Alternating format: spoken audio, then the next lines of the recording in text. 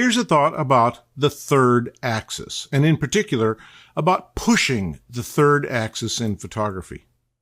We all know that the most fundamental thing we do in composition is place the camera in exactly the right position.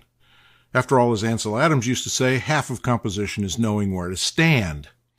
But once we know where to stand, we can also affect the composition by subtly moving the camera. We can move it left and right. We can move it up and down. We can move it closer and farther away. And it's that third axis, the closer and farther away one, that I want to talk about in this regard.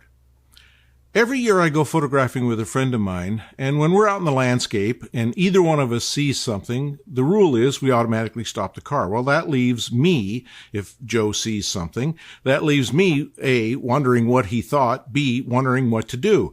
And a lot of times I find I just don't see anything there. But I've developed a habit over the years that's worth sharing that has to do with the third axis, and that's simply this.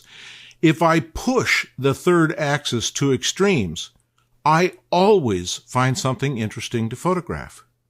That is to say, if I realize that the third axis is really all about magnification, then the world opens up. If I'm willing to go to macro mode, there's almost always something to find, even if it's just a macro abstract.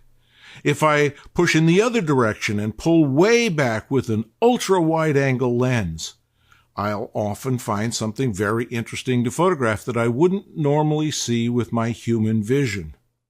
It's changing the magnification that opens the doors and pushing that third axis to its extremes. And the funny part about it is, every time I do that, no matter where I am, no matter what the lighting condition is, no matter how uninspired I might be initially, I always find something interesting to photograph if I'm just willing to change the magnification dramatically.